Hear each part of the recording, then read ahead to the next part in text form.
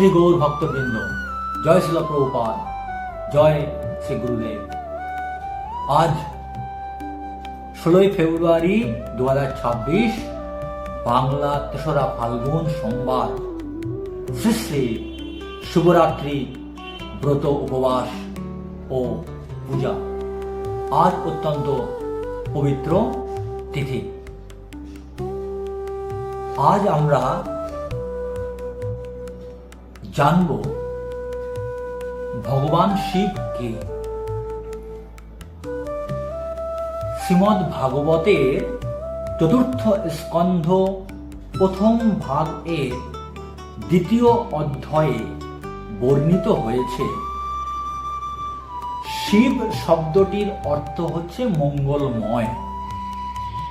কেউই শিবের শত্রু হতে পারে না, কেননা তিনি এত শান্ত এবং ত্যাগী যে তিনি তার বসবাসের জন্য একটি গৃহ পর্যন্ত নির্মাণ না করে সমস্ত জড়জাগতিক বিষয় থেকে সর্বদা বিরক্ত থাকেন। তিনি কারোর প্রতি ঈর্ষাপরায়ণ নন। তিনি সমস্ত জীবের প্রতি সমদর্শী এবং অন্য সমস্ত সদ্গুণ তার মধ্যে বিরাজমান। তিনি হচ্ছেন সকলের গুরু। ভগবান শিব হচ্ছেন আমাদের সকলের গুরু, সমগ্র চরাচর গুরু। শাস্ত্রে বলা হয়েছে তিনি সমগ্র চরাচর গুরু, অর্থাৎ স্থাবর এবং জঙ্গম সবকিছুর গুরু বলে শ্রীমদ্ ভাগবতে বর্ণনা করা হয়েছে। কখনো কখনো তাকে ভূতনাথ বলা হয়, যার অর্থ হচ্ছে মন্দ বুদ্ধি ব্যক্তিদের আরাধ্য দেবতা। ভূত বলতে কখনো কখনো প্রেত আত্মাদেরও বোঝায়। ভূত এবং অসুরদের সংশোধন করার দায়িত্ব ভগবান শিব গ্রহণ করেন। অতএব দৈব ভাগ সমন্বিত ব্যক্তিদের আর কি কথা। তাই স্থূল বুদ্ধি এবং আসরিক ভাবাপন্ন ব্যক্তিদের থেকে শুরু করে অত্যন্ত বিদ্বান বৈষ্ণব পর্যন্ত সকলেরই গুরু হচ্ছেন ভগবান শিব। শাস্ত্রে এও বলা হয়, বৈষ্ণবনাং যথা শম্ভু। শিব হচ্ছেন সমস্ত বৈষ্ণবদের মধ্যে শ্রেষ্ঠ বৈষ্ণব। একদিকে তিনি হচ্ছেন মূঢ় অশুদ্ধের আরাধ্য এবং অন্যদিকে তিনি সর্বশ্রেষ্ঠ বৈষ্ণব বা ভক্ত। এবং তার একটি সম্প্রদায় রয়েছে যাকে বলা হয় রুদ্র সম্প্রদায়। শ্রীমদ্ ভাগবতের 4র্থ স্কন্ধের 2য় অধ্যায় আরো বর্ণিত হয়েছে। সাধারণত শিবকে বলা হয় ভূতনাথ, আমরা আগেই আলোচনা করেছি, অর্থাৎ নিম্ন স্তরের জীবদের তিনি পালন করেন। তারা শিবের আশ্রয় গ্রহণ করে, কারণ তিনি সকলের প্রতি অত্যন্ত কৃপালু এবং তিনি অতি সহজেই সন্তুষ্ট হন। তাই তার আর এক নাম আশুতোষ। যারা অন্যান্য দেবতা অথবা বিষ্ণুর কাছে যেতে পারে না, অর্থাৎ যারা ভগবান শ্রীকৃষ্ণ বা শ্রী বিষ্ণুর ভক্ত হতে পারে না, ভগবান শিব তাদের আশ্রয় দেন। এখন আমরা জানব শিবরাত্রির মাহাত্ম্য কি। শিবরাত্রি বা মহাশিবরাত্রি হল সনাতন ধর্ম অবলম্বীদের অন্যতম শ্রেষ্ঠ ব্রত, যা ফাল্গুন মাসের কৃষ্ণপক্ষের 14দশ তিথিতে পালিত হয়। এটি দেবাদিদেব মহাদেবের আরাধনার রাত। মহাশিবরাত্রির দিনে ভগবান শ্রী শিব ও দেবী পার্বতীর বিবাহ সম্পন্ন হয়েছিল। লিঙ্গোদ্ভব শিব পুরাণ অনুসারে এই রাতেই ভগবান শিব প্রথম অনাদি অনন্ত আলোর স্তম্ভ হিসেবে শিব লিঙ্গ রূপে আবির্ভূত হয়েছিলেন। এই রাতেই শিব সৃষ্টি, স্থিতি ও প্রলয়ের তাণ্ডব নৃত্য করেছিলেন। এই ব্রত পালন করলে আধ্যাত্মিক শান্তি লাভ, পাপ থেকে মুক্তি লাভ, অশুভ শক্তি দূর এবং সমস্ত শিব ভক্তের মনস্কামনা পূর্ণ হয়। তাই আমাদের কর্তব্য শিবরাত্রি ব্রত, উপবাস এবং পূজা সম্পাদন করা। এখন আমরা জানব শিবরাত্রি ব্রত স্তোত্র। শিবরাত্রি ব্রতং নাম সর্ব পাপ প্রণাশনম আচণ্ডাল মনুষ্যানাম ভক্তি মুক্তি প্রদায়কম।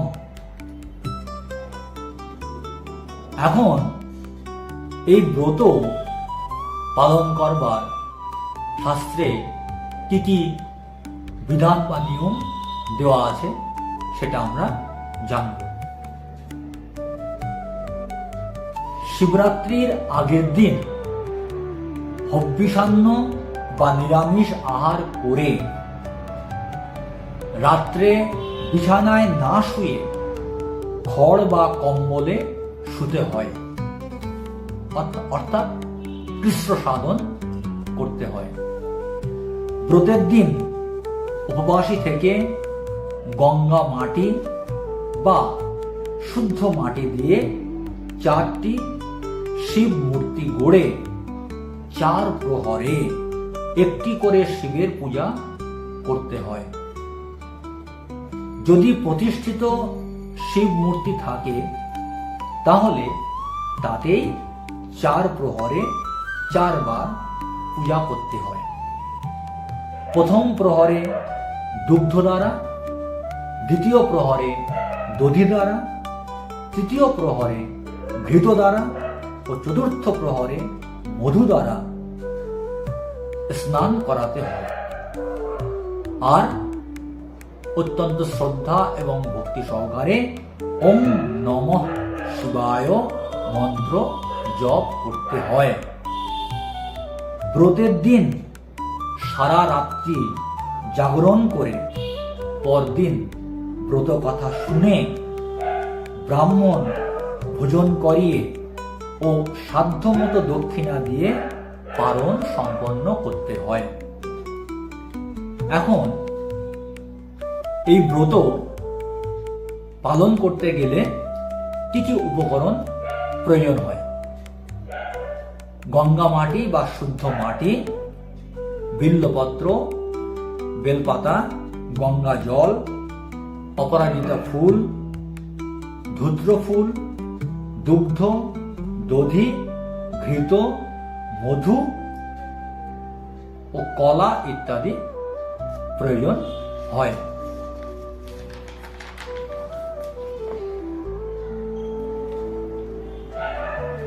এখন আমরা জানব এই ব্রত পালন করলে কি ফল লাভ করা যায়। যজ্ঞের মধ্যে যেমন অশ্বমেধ যজ্ঞ, তীর্থের মধ্যে যেমন গঙ্গা, তেমনি ব্রতের মধ্যেও শ্রেষ্ঠ ব্রত হল শিব চতুর্দশী ব্রত। এই ব্রত পালন করলে ধর্ম, অর্থ, কাম, মোক্ষ চতুর্বিধ ফল লাভ হয়ে থাকে। আর ভক্তের সকল পাপ নষ্ট হয় এবং এই ব্রত পালনকারীর সমস্ত মনোবাঞ্ছা ভগবান শিবের কৃপায় পূর্ণ হয়।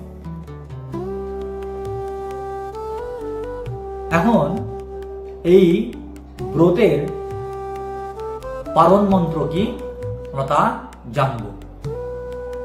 সংসার ক্লেশ দগ্ধস্য ব্রতের নানেন শঙ্কর প্রসীদ সুমুখ নাথ জ্ঞান দৃষ্টি প্রদ ভব। এই পালন মন্ত্র উচ্চারণ করে শিবরাত্রির ব্রত সম্পন্ন করে আমরা পালন সম্পাদন করব। এখন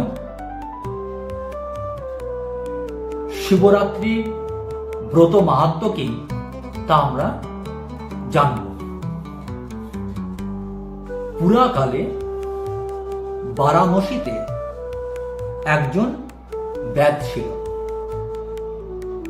দিন রাত্রি সে শুধু জীব হত্যা করত। একদিন ব্যাদ শিকার করতে গিয়ে অনেক পশু পক্ষী মেরে সন্ধ্যা ঘনিয়ে আসতেই বাড়ির দিকে রওনা হলো। কিছুটা এগোতেই রাত্রি হয়ে গেল। অন্ধকার রাত্রি, পথ দেখা যায় না। সে তখন এক গাছের নিচে আশ্রয় নিল।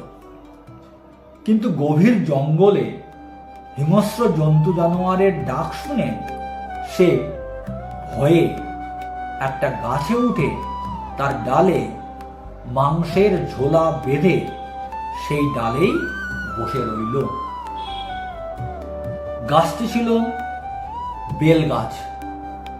গাছের নিচে ছিল শিবলিঙ্গ। ব্যাদ গাছের ডালে বসে নড়ে চড়ে উঠতেই শিশিরে ভেজা একটি বেল পাতা খসে পড়ল সেই শিবলিঙ্গের মাথায়। সেদিন ছিল শিব চতুর্দশী। ব্যাধও ছিল উপবাসী। তাই শিবের মাথায় বেলপাতা পড়তে শিব সন্তুষ্ট হলেন। ব্যাদ কিছুই জানত না, তবু তার শিব চতুর্দশী ব্রতের ফল লাভ হল। সকালে ব্যাদ বাড়ি ফিরে এলো। সবাই তার জন্য ভাবছিল। ব্যাদ ফিরে আসাতে তাকে তার বউ খেতে দিল। এমন সময় সেখানে একজন অতিথি এলো। ব্যাদ কি ভেবে তার খাবারগুলি অতিথিকে খেতে দিল। তাতে তার পালনের ফলও লাভ হলো। কিছুদিন পরে ব্যাদ অসুস্থ হয়ে মারা গেল। যমদূতরা তাকে নিয়ে যাওয়ার জন্য এলো। এমন সময় সেখানে শিবদূতেরাও এলো। দুই দূতদের মধ্যে যুদ্ধ বেঁধে গেল। প্রবল যুদ্ধে যমদূতেরা হেরে গেল। শিবদূতরা ব্যাদকে কৈলাসে নিয়ে এলো। যমদূতেরাও তাদের পিছনে পিছনে ধাওয়া করল। কৈলাসের দ্বারে নন্দী পাহারা দিচ্ছিল। সে যমদূতদের কাছে ব্যাধের শিবরাত্রির কথা বলল।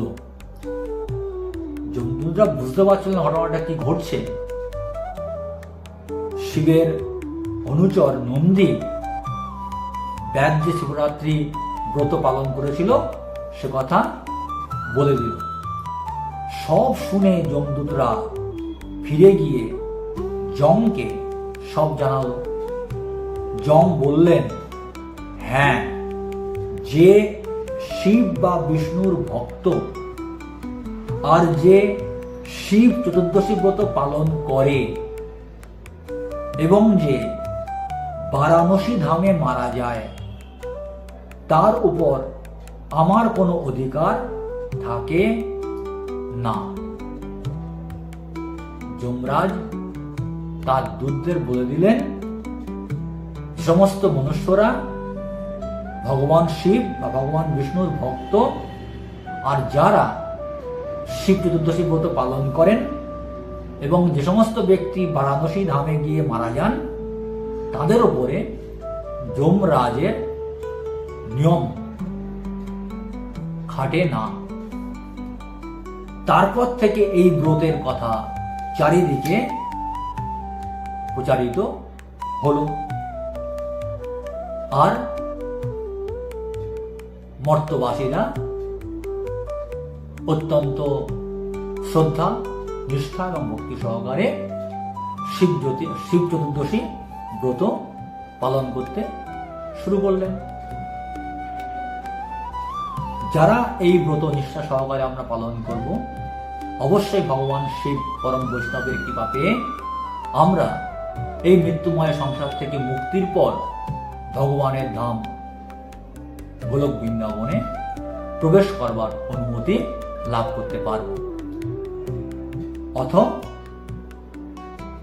শিবরাত্রি ব্রত মাহাত্ম্য সমাপ্ত হলো। হরে কৃষ্ণ।